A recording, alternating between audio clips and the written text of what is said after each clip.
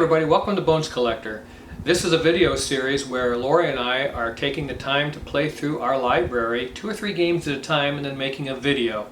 We want to do that so that we can show you the games all set up so you can get an idea about what is in the box, and then I can tell you how to play the game in a little more detail. We seem like a really groovy idea because that's the only kind of ideas we have, groovy, because we're groovy people. But we hope you enjoy this series, and I'm always telling you that we play our library, and that's what I wanted to show you and why I wanted to make this video series. So I hope you enjoy it. Okay, so we just got done playing Istanbul by Rudiger Dorn. Came out in 2014. It was a Kennerspiel de Jaris winner. And the art is by Andreas Resch and Hans-Georg Schneider, and I wanted to mention that because I love the art in this game. It helps the immersive effect of the game itself. It's just wonderful and I enjoy it very much. I just love the idea of being in Istanbul at these markets and these gem dealers and the palace and the fabric warehouse, the fruit warehouse, and have just the idea of that marketplace in Istanbul really is amazing. But it's a pick up and deliver race game with grid movement. It has a modular board. This can be laid out in several different ways. So it has a variable setup, and it has some dice rolling in it. And because we play 2-player, we added a couple of dice to the game so that we didn't have to reach across the table to grab the dice, because you are doing it fairly often. When you go to the tea house to get money, and when you're going to the black market, you're going to be rolling some dice. Plus, in this 2-player game, you're going to have some merchants on the board that are just other players. They're just blockers. So we have 3 of them, a white one, a blue one, and a red one, these little discs, and wherever they happen to be, if you enter that particular part of the market, you're going to have to pay an extra $2 to take the action there. And then you roll the dice to, once you do that, you'd roll the dice and move that merchant, that blocker merchant, to whatever tile you happen to roll on the dice. So they move around the board a little bit, which is pretty cool because that is kind of a blocking system and makes the game even more tighter. And I want to be fair and honest with you right now. This is the first time we've ever played the base game of Istanbul. We've always played it with a mocha and bashish or bakish or something. I forget how you say it. It's the coffee expansion that goes with this game, and we've always played it with that. They were both on sale at the same time, and we picked them both up, added the expansion right away, and we've always played it like that. But I told Laura, I said, hey, why don't we play the base game just for the heck of it after we're done. So we played with the expansion, the mocha and bakish expansion, and then we played just the base game. And oh man, I tell you, I like both versions.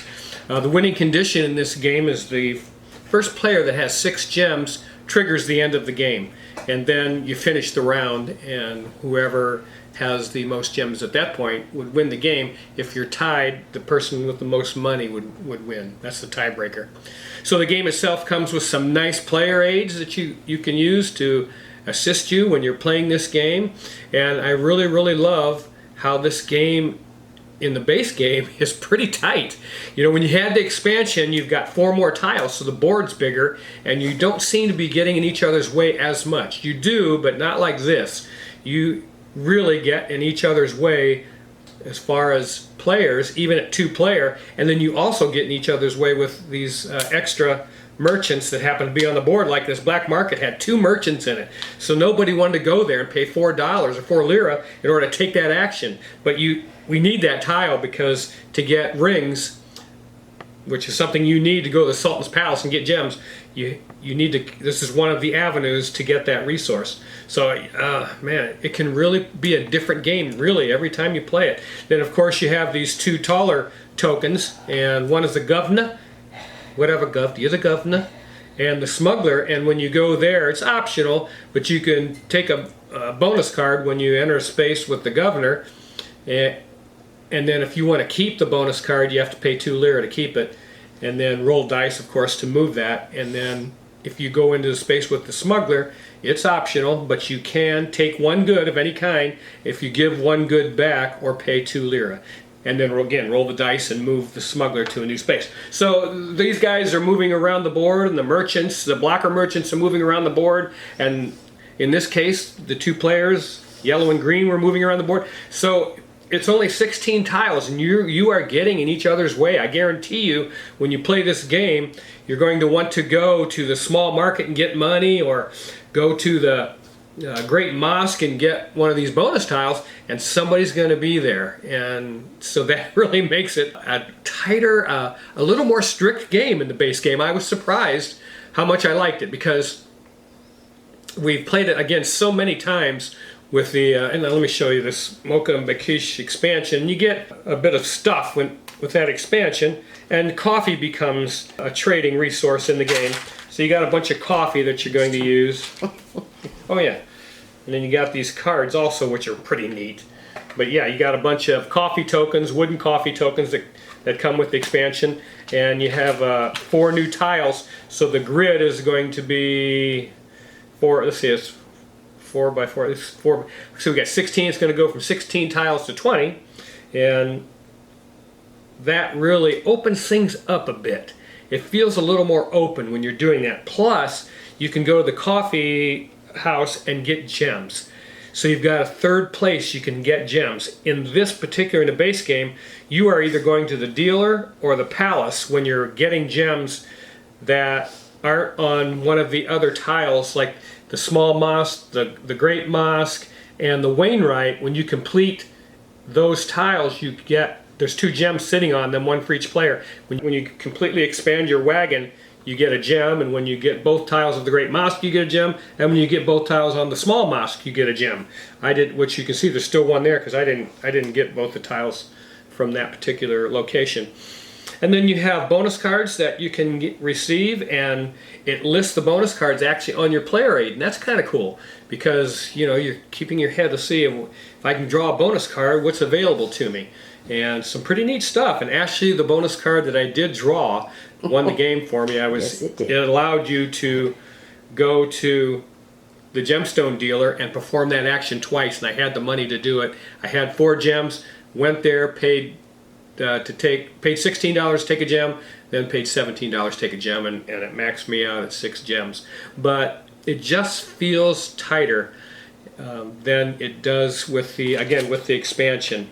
But I like both. I like playing both ways. Gosh, I don't know. What did you like better? I don't know. It felt really tight this way. Yeah. So it was it's a completely different game. You have to plan harder in the base. Yes. In this base game, you have to plan harder. There's no doubt about it. And if you've played Rudiger Dorn's games, I mean, he's a fantastic board game designer, one of our favorites. And I'm just going to tell you about, let me see here real quick, because we love his games. I've got 7 of his games in our library right now.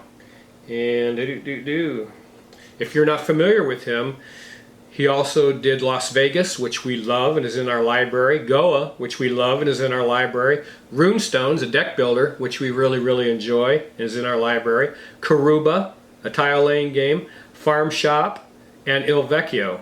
So we have 7 games by him. We used to have Luxor too. And we no longer have Luxor, but we used to have Luxor. We used to have Steam Time and Mercado. Yeah. So, but we've gotten rid of those Luxor, Steam Time, Mercado, and kept those other 7. And those were good games. Yes, those all 10 of those games were very good. Well, we're running out of space. Yeah, he's a good designer, and I think this is his best game. I don't know. Las Vegas I love, and Goa I love. I don't know. It'd be a tough call, but this is really a fun game. And in its basic format, in the base game, when you buy this game, if you happen to do that, it's just a tight puzzle, even at 2-player. And I really, really enjoy doing that because, again, the board is just the right size in the base game to where you're stepping on each other's toes quite a bit, and that's one of the things that makes this very interesting. I also want to point out that we did send away and get some overlays for for some of the tiles in the game. These acrylic overlays.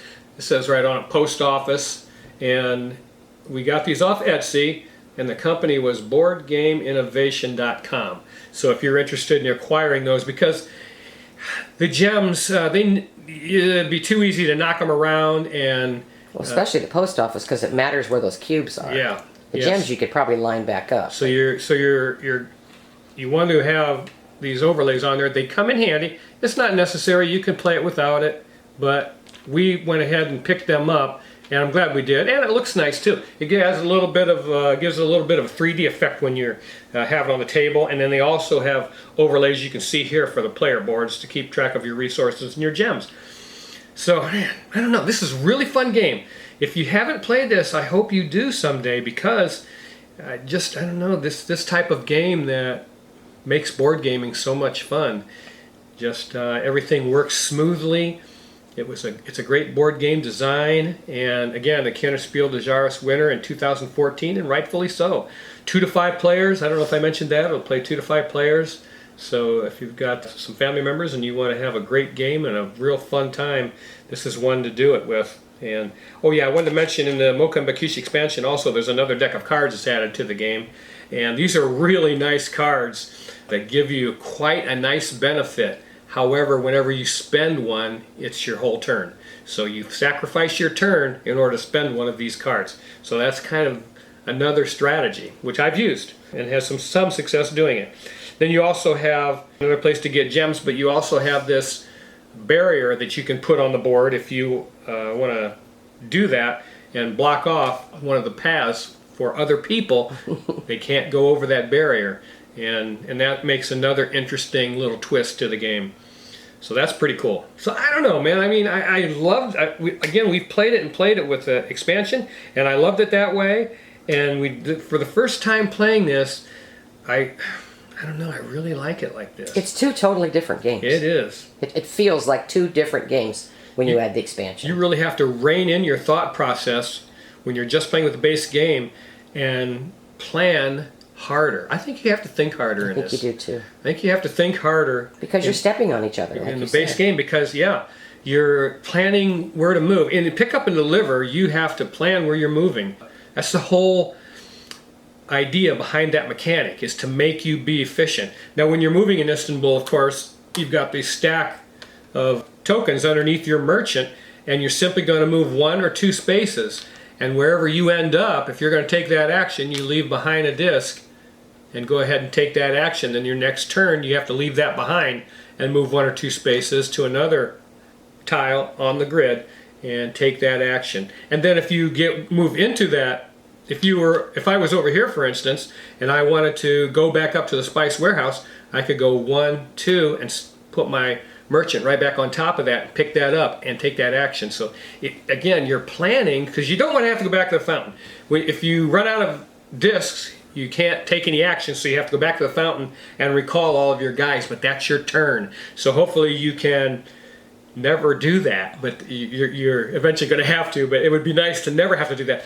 But if you're efficient with your movement, and as you're laying these guys down, maybe go back and pick them up. You don't have to waste a turn and go back to the fountain to recall everybody. So, and that's the beauty of this game, folks. I'm really, really in love with it. I've liked it since the first time I played it, and my thoughts have gotten even deeper. My emotion has gotten even deeper for this game as I explored this base game, because of the way it tightens the board up without the expansion. So that's pretty cool. I really, really enjoy it. I don't know if there's anything else to say. The production of the game is outstanding. You have these wonderful thick tiles that are very beautiful and really make you feel like you're in Istanbul at a market or something there, and that's so cool. Even the bonus tiles are very thick. You have wooden cubes to track your resources, and again, these overlays are just wonderful. And I don't know if you could play this game without these overlays on your player board. You can, obviously. But Yeah, it's like Monasterium. If you bump them, you're in trouble. That'd be really hard, because these things really help keep track of your resources. You just have to be very careful not to hit them, I suppose. Yeah. But I'm not that careful, so these things really help us. But yeah, pretty cool. And this would be a great addition to your library. If you play games that we played this base game in 35 minutes, and those are the type of board games we really like to play, where you can set this game up, think really hard in 35 to 45 minutes, put it back in the box, have it put away in an hour, and that is what makes a great game for our library. And I hope you get a chance to play it, because I think it'll make a great addition to yours. Okay, we just got done playing Miyabi, which has been in our library since it came out in 2019, because as soon as I saw it, I wanted to play it and wanted to love it, and I did.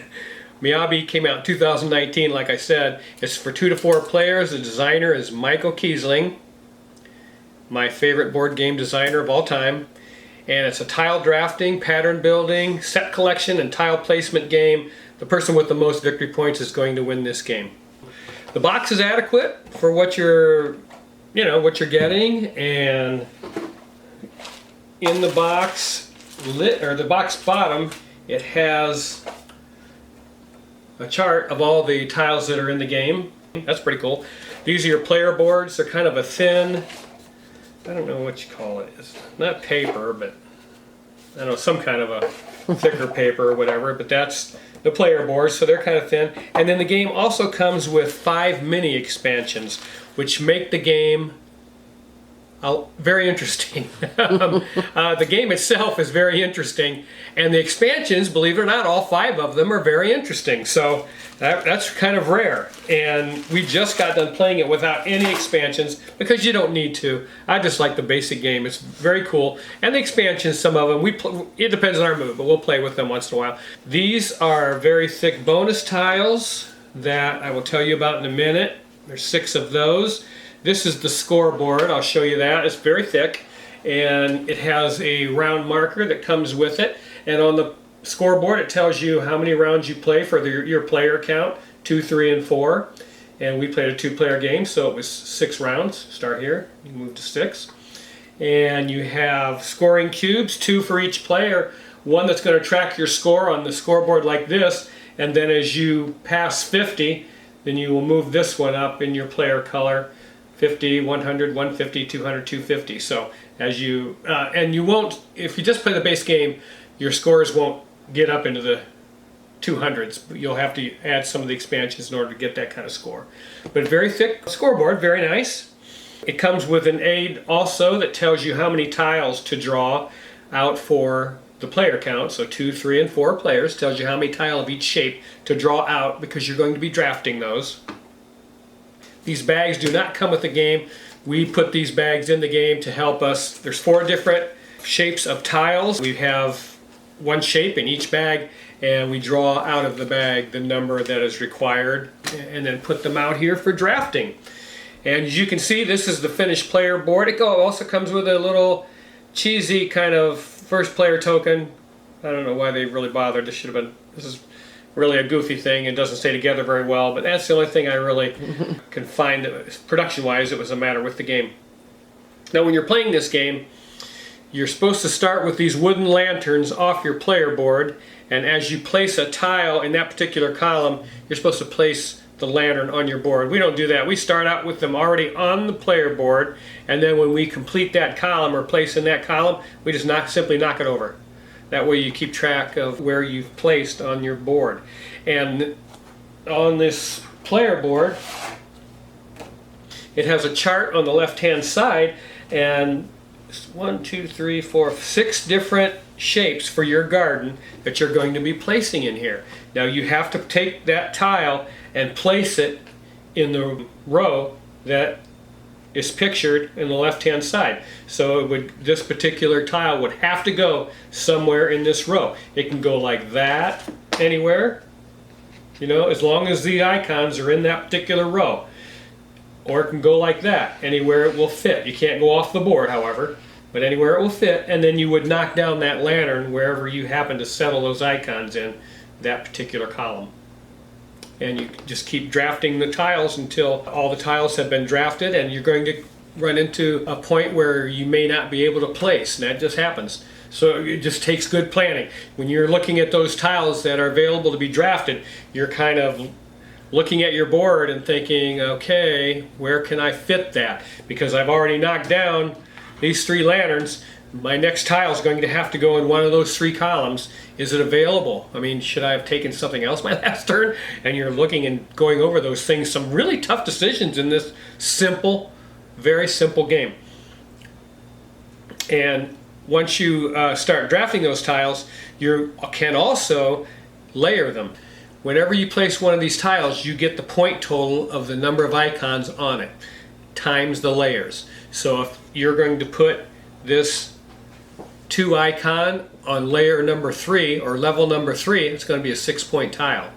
And so you're building those up and up as you go, and that's when these bonus tiles come into play. There's 6 of them because there's 6 different icons, and if you happen to build up 5 layers, if you go 5 layers high, you get one of these bonus tiles. And there's quite a bit of points on here, but I'm telling you, getting up to 5 layers, you have to commit to that, and it's tough to do because once you start layering this board, it becomes more and more increasingly difficult to actually place tiles that are available that you're drafting because it's not level. So you're planning that as you're building that garden. Oh man, there's a lot to this game. Even the little base game, there's a lot to it. But guess what? You can play it in 20 to 30 minutes. I guess 30 minutes. It takes you half an hour to play this game. And man, it's just a lot of fun. And these are the types of games, again, that we love in our library. Michael Kiesling, again, my favorite board game designer. Wolfgang Kramer and Kiesling, both. I love both of them. They just make these types of games that make you think really hard, that don't have a lot of rules. I mean, this is a rule book that is in 2 languages, and I think the English part goes for 10 pages. And it has some stuff in there that isn't like the components and stuff, so it isn't really 10 pages of rules. But the rules are very simple, but it's a very deep, thinky game, and those are types of games that we love. And it's from Haba, was the company that produced the game, and they're known for family style, family weight games. But this one is a little harder than anything I've ever played that they've done. It's, again, not hard as far as rules, but it's really thinky when you're trying. You can see how, I hope you can tell how layered these boards are, because again, you're trying to get as many points as you can when you place them, but you have to place them in such a way that trying to keep that board level becomes a challenge so that you can place tiles later on. You can see on this board, she has some empty spaces still. I only have 1 empty space, she has 3, and guess what? She won, so she had a better strategy than me. And I guess, you know, it just depends how you get place these things. When you're layering them, you want to think about that. And if you can get things up, I think she had this on the 4th layer, 3 fish in that icon, 4th layer, that's 12 points. That was a big play for her. So that's pretty neat. And then, of course, if she would have been able to go 1 more, she would have gotten this bonus token for fish over here for 8 points, and she really beat me. But that is really all there is to this game. And again, the mini expansions are very cool. One of them is a frog token that's really neat. You know, this chunky frog token, and you start out with it on the bottom layer, and you can move around the board depending on what layer that frog. I think once you get up to the 4th layer, you flip it over. It starts out silver, and you flip it over when you get to the 4th layer, and it's a gold frog, and it's worth more points. So I mean, just interesting stuff like that. Sometimes makes it a little too deep for me. I like this little simple game because I have to think hard enough doing this, but it's so much fun, you guys. This is one that I hope you will consider trying out and playing. It would be a great addition to your library. It's never leaving my library. Again, that's just who we are. Hey, you know what? As soon as I'm done taping this little episode right here, I gotta go out and mow the grass. And that's why we love playing board games like this, because I can still do the things I'm supposed to do, unfortunately, because it's like 95 degrees here in Florida. But yeah, I'm gonna go mow, and I hope you enjoyed this particular set of videos, and have a great day. Hey everybody, so we just got done playing Thebes by Peter Prince. Now Thebes came out in 2007. It's for 2 to 4 players. And the art is by Michael Menzel, which you've all heard of if you're into board gaming at all. And this is a set collection, kind of time currency, digging for artifacts game. And we really have a good time playing it. And the game is played in 3 years, a year being 1 lap around the board on this time track.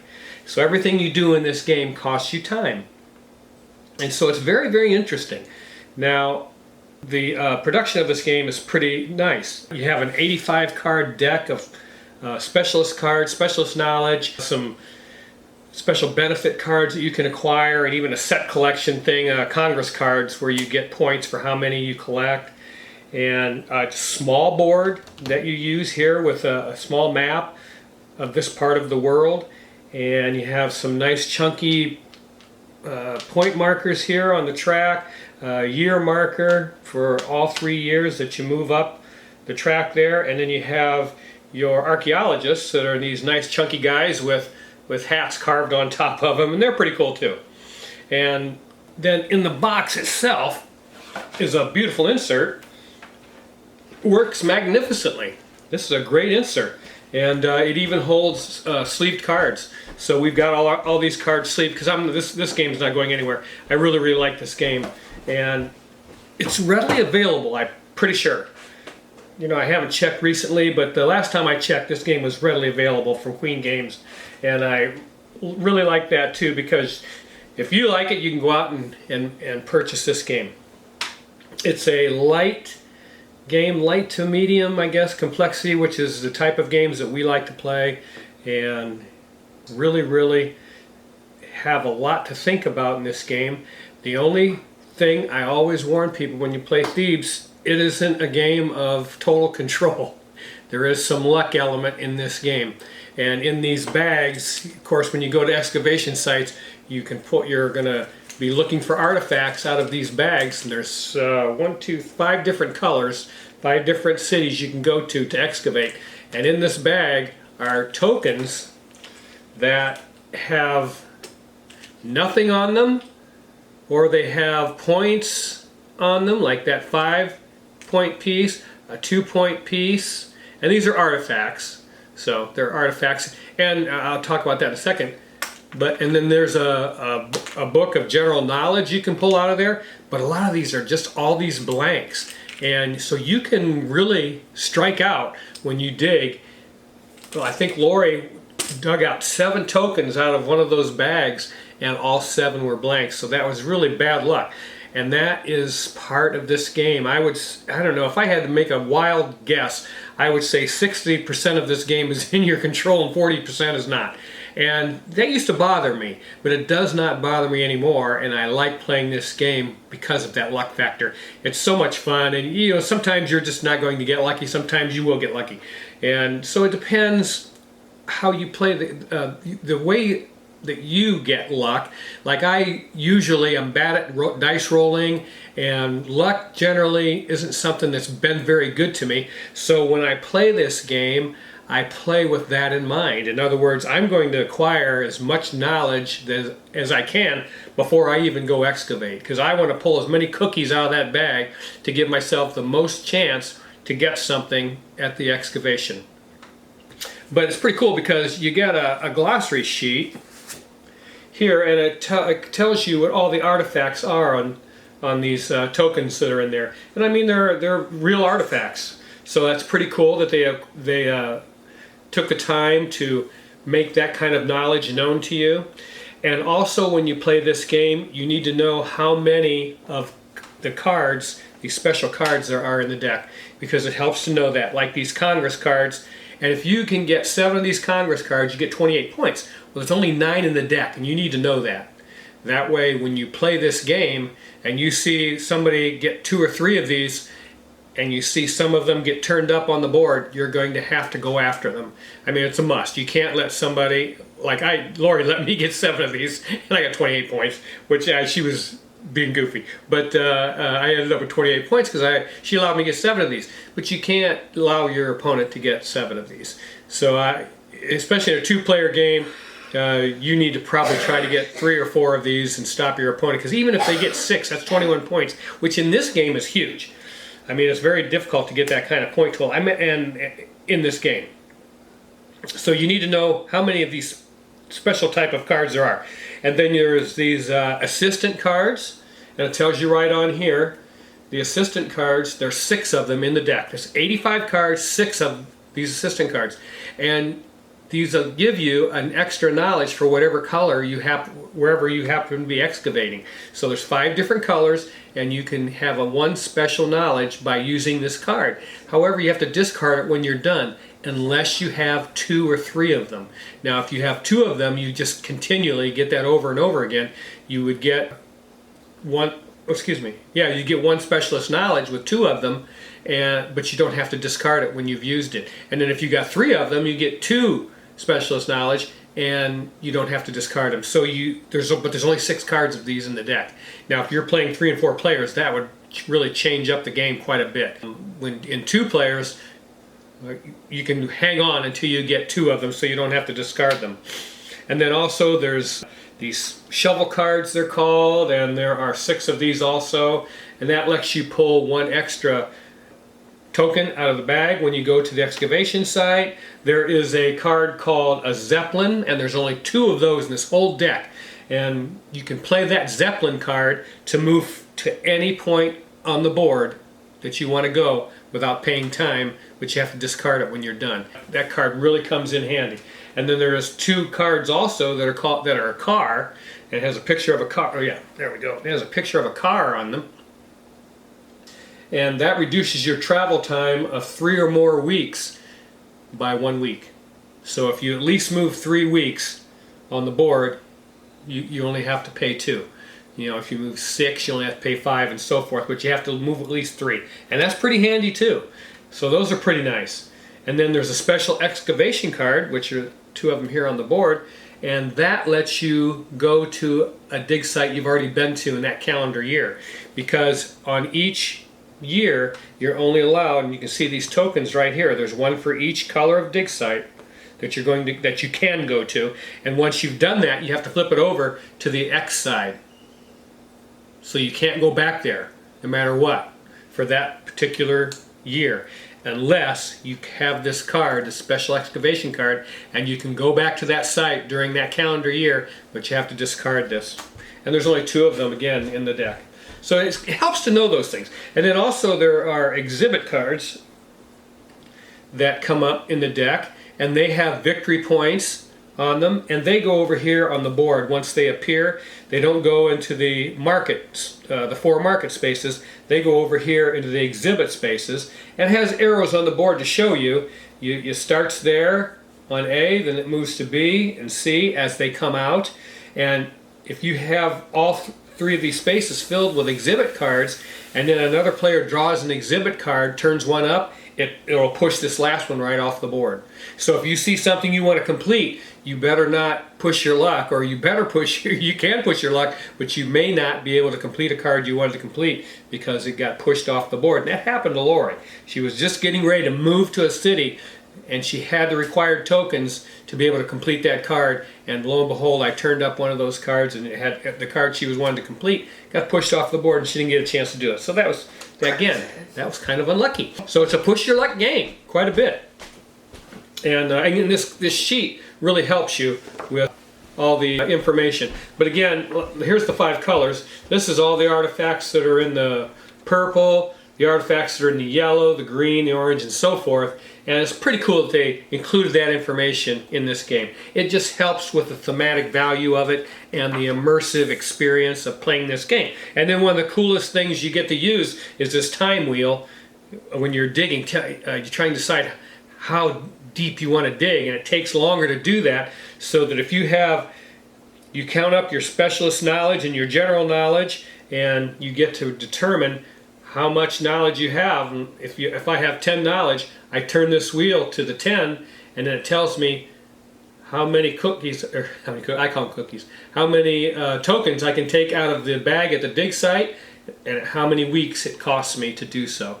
So you can spend 12 weeks here and pull out 10 tokens. And 10 tokens, you're probably going to get something out of that bag, 10 tokens, because it's half and half. Half blanks, half marked tokens in there. So you're going to get something if you're pulling 10 out of there. But here's the problem. All that time you're spending is going to be marked on this board with your disc. So every time, if you want to pull out 6 tokens on this particular 9, so if you have 9 special knowledge and you want to pull out 6 tokens, you're going to have to spend 6 weeks.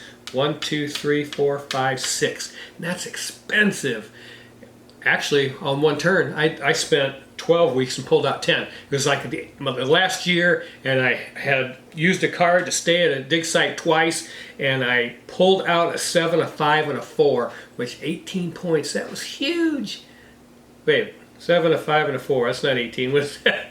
9 and 7. 16 points. 16 points. That's really huge. So it paid off to pull out 10 of those tokens. 7 of them were blank. That was crazy. But you get to use this time wheel, and that's pretty sweet. It's one of the coolest little devices in board gaming, I think. Pretty neat. Helps you figure that out. Because here's the thing about the time track. Whoever's in the back, it's their turn. Just like Croftwagon and Glenmore.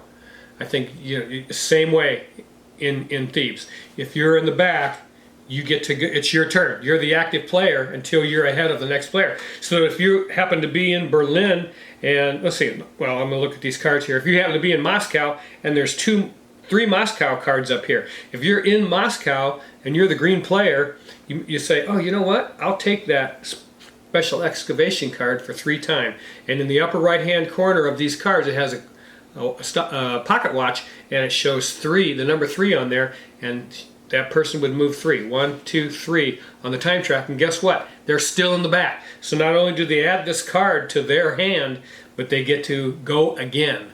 So then there's another card for Moscow. They could take that for 1. And that's a rumor card that gives them temporary special knowledge. You see those 2 guys on there, that's good for 2 special knowledge when excavating, and you have to discard it when you're done. So for 1, they could do that. And guess what? They're still in the back. And there's another card for Moscow for 4. So they may decide, you know what, I'll go ahead, I'm in Moscow, I'll go ahead and spend the 4 time. And 1, 2, 3, 4.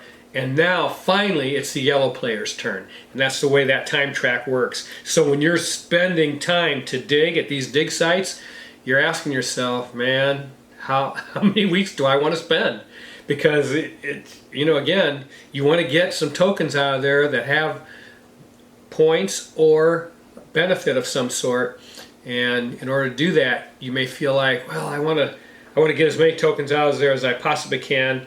And I mean, if you only are using 6 knowledge, let's say, for 6 weeks, you're only going to get 5 tokens out of there. So, I mean, it's a tough decision, because when you move your marker ahead 6 on that time track, your opponent's probably going to get 2 turns in a row, maybe 3. So you have to think about that when you're playing. It also has these aid cards I wanted to show you for each excavation site. Each bag is an excavation site, and it tells you what's in that bag. So you know what's in there. And it has an equal number of blank tokens in there, because it's a 50-50 shot. So you have equal number of blanks and then point tokens. Okay, so in these bags there are 16 blank tokens in each one of those excavation bags, and 15 tokens with something on them. So a little less than 50-50 chance when you draw stuff out of here. And I'm the type of guy I'd rather be safe than sorry, so I'm going in with as much knowledge as I could possibly gather in order to do the best I can at those dig sites. But that's the nature of this game. And it doesn't bother me a bit. I love it. I've loved Thebes ever since the first time I've played it. And we've hung on to it now for a long time. And it's in my ultimate top 100. I really enjoy it. You're going to move around and try to be as efficient as you can on this map. Try and do things when in the city that you're in, or move one space, and do as much as you can at that particular city. And once in a while you'll have to spend 2 or 3 weeks to move to a place you really need to go, but that's just, again, the nature of this type of game, and it's pick up and deliver. You're just going to try to be as efficient as you possibly can be. And I guess that's about it. I mean, I just want to tell you, this is the type of board game that I believe makes board gaming a lot of fun. I enjoy it, playing this with Lori, and we have hung on to it, like I say, for quite a while now, and it's not going anywhere anytime soon. It's in my ultimate top 100 because of all those elements I talked about. I love the time track thing. I love having to be efficient with your movement and the actions that you want to take. I like the fact that these excavation sites, when you go to them, you know what's in that bag when you start drawing. And if you see if your opponent goes over to this particular dig site and pulls out 3 tokens with point totals on them, you know there's only 12 left with something on them. But guess what? Those 16 blanks are still in there. So you've just reduced your odds. You know, and that's again the nature of this game. Those 16 blanks don't ever come out of those bags. They're always in there. So that when you are excavating and pulling out point tokens out of there, it reduces the odds for the next person digging that excavation site for getting anything.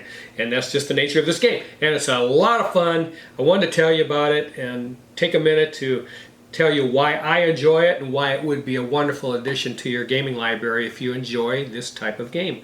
So yeah, have a great day, and that is Thebes. Okay everybody, that was the games for today that we played this week, and I hope you enjoyed them, and I hope that you got something, a little more something out of them than doing just those top 10s or top 100 lists, because again, I'm able to show you more in that regard.